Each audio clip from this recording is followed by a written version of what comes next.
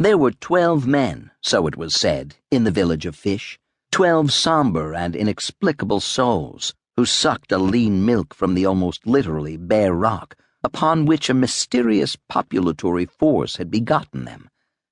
They had become a race apart, these 12 men of fish, like some species developed by an early whim of nature, which on second thought had abandoned them to struggle and extermination.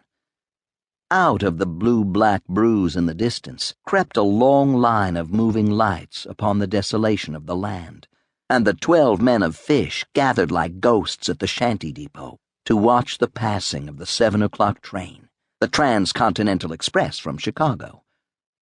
6 times or so a year, the Transcontinental Express, through some inconceivable jurisdiction, stopped at the village of fish, and when this occurred, a figure or so would disembark, mount into a buggy that always appeared from out of the dusk, and drive off toward the bruised sunset.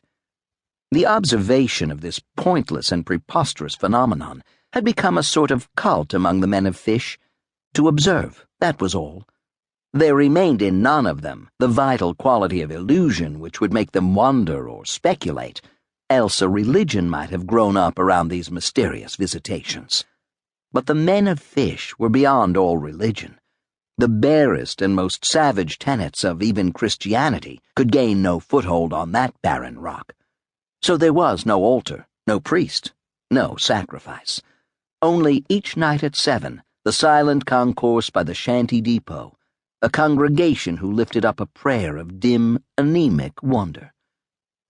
On this June night, the great brakeman, whom, had they deified anyone, they might well have chosen as their celestial protagonist, had ordained that the 7 o'clock train should leave its human, or inhuman, deposit at Fish. At 2 minutes after 7, Percy Washington and John T. Unger disembarked, hurried past the spellbound, the agape, the fearsome eyes of the 12 men of fish, mounted into a buggy which had obviously appeared from nowhere, and drove away. After half an hour, when the twilight had coagulated into dark, the silent Negro who was driving the buggy hailed an opaque body somewhere ahead of them in the gloom. In response to his cry, it turned upon them a luminous disk which regarded them like a malignant eye out of the unfathomable night. As they came closer, John saw that it was the tail light of an immense automobile, larger and more magnificent than any he had ever seen.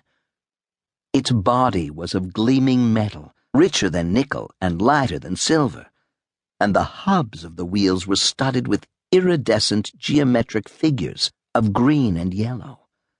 John did not dare to guess whether they were glass or jewel. 2 Negroes, dressed in glittering livery, such as one sees in pictures of royal processions in London, were standing at attention beside the car, and, as the 2 young men dismounted from the buggy, they were greeted in some language which the guest could not understand, but which seemed to be an extreme form of the Southern Negro's dialect. "Get in," said Percy to his friend, as their trunks were tossed to the ebony roof of the limousine. "Sorry we had to bring you this far in that buggy, but of course it wouldn't do for the people on the train or those God-forsaken fellas in fish to see this automobile." "Gosh, what a car!" This ejaculation was provoked by its interior. John saw that the upholstery consisted of 1,000 minute and exquisite tapestries of silk, woven with jewels and embroideries, and set upon a background of cloth of gold. The 2 armchair seats in which the boys luxuriated were covered with stuff that resembled duvetine, but seemed woven in numberless colors of the ends of ostrich feathers. "What a car!" cried John again, in amazement. "This thing," Percy laughed. "Why, it's just an old junk we use for a station wagon." By this time, they were gliding along through the darkness toward the break between the 2 mountains.